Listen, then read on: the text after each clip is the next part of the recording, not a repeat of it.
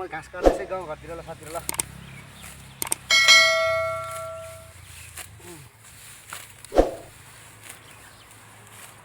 घाँस काटिरहेको छ ल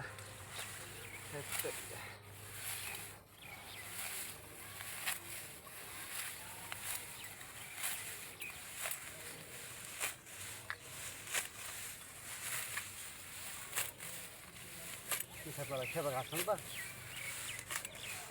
किल्ला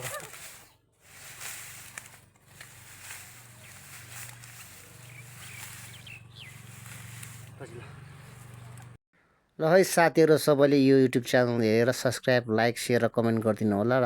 अन्तिम सब्स्क्राइब गरिदिनु होला हस्त धन्यवाद ल है गाइस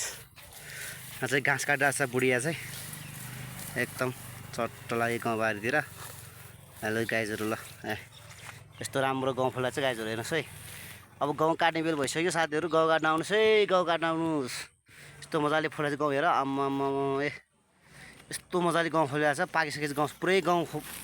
पाकिसकेको छ हेर साथीहरु हेर्नुहोस् गाइजहरु यस्तो राम्रो पाकिरहेको छ गाउँहरु चट्ट लागेर हामी त बारीमा यस्तो सागहरू छरिरहेको छ तोरी सागहरू उम्रेछ पालङ्गे सागहरू उम्रिरहेको छ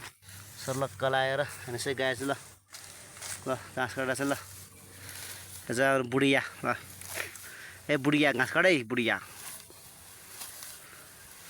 भैँसीलाई दिनुपर्छ भरे दुध खानुपर्छ गाईलाई दिनुपर्छ गाईलाई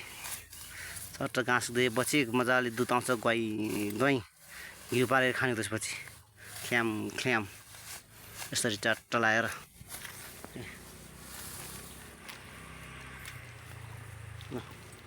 घाँस छ आलु टर्न छ आलुबारीहरू हेर्नुहोस् गाइजहरू ल चट्ट आलुबारीहरू सर्लक्क आलु छ यो आलु खन्नुपर्छ भोलि पर्सितिर लसुन छ त्यहाँतिर लसुन छ सबै आलु हो पुरा आलु पनि पुरै खतरा भइसकेको छ ल घाँस ल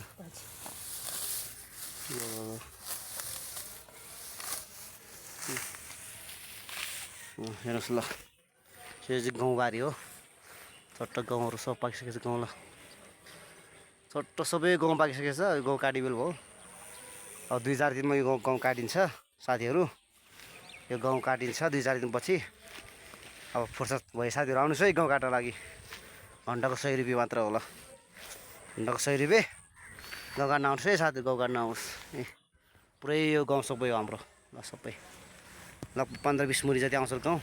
यो सबै हो यहाँ खालको सबै हो सबै गाउँ काट्नुपर्छ अब 2-4 दिन पछाडि यो गाउँ काट्यो सर्लक्कै यो गाउँ काटिसकेपछि अब साथीहरू हेर्नुहोस् है अब त्यसपछि आलु खानुपर्छ सर्लक्कै यो आलु चट्ट तरकारी खान आलु छ सर्लक्कै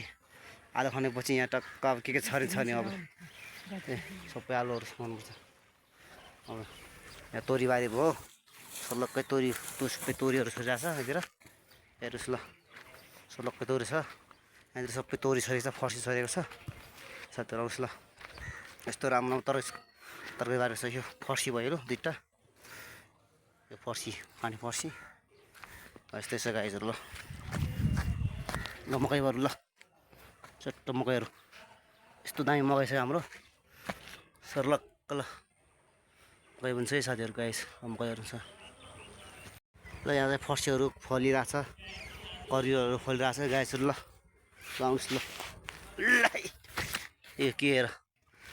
लट्टेको सागहरू छ फर्सीहरू ओ चुर्नाको चोरी फर्सी फल्दा चाहिँ लाजेहरू यत्रो फर्सी फल्दा छ फर्सी फल्दा चाहिँ यत्रो यो सिमी लसुनहरू सर्लक्क लसुन ठुलो लसुन चाहिँ सर्लक्क लगाएर मकैहरू हेरेर छ सर्लक्क फर्सीको मुन्टो खानु भने फर्सी मुन्टो छ सर्लक्क मकै बारीमा छ यो पिच रोड हाइवे रोड छ यो चट्ट लगाएर चट्ट मकै पनि छ सबै व्यवस्था छ मकैहरूदेखि लिएर आलुदेखि लिएर गहुँदेखि लिएर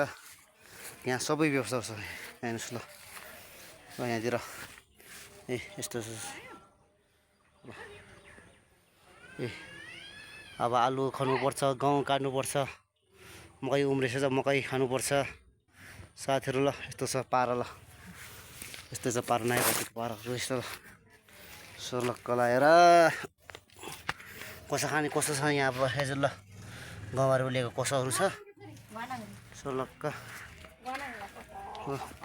कुखुरा यहाँ छ कुखुरा तर छ यहाँ सर्लक्क पानी छ यहाँ सर्लक्क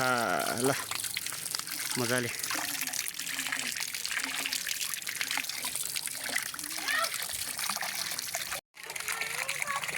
ल है ल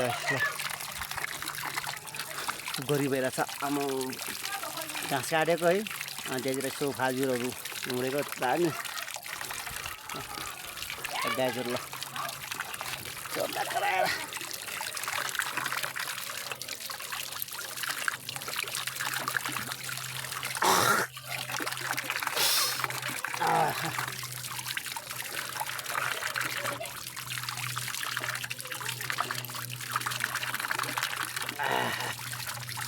मजाको चिसो पानी आनन्द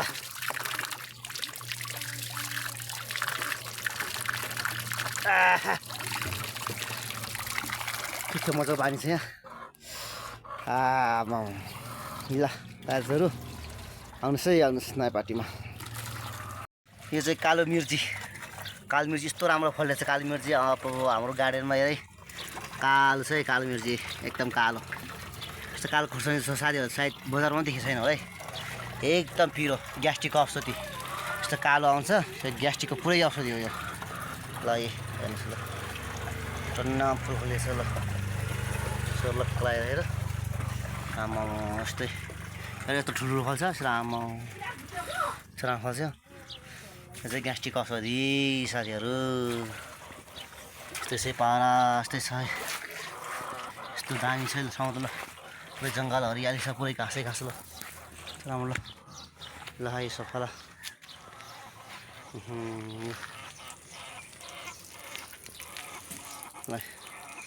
सबैले तपाईँले यो भिडियो हेरेर सबले लाइक सेयर कमेन्ट र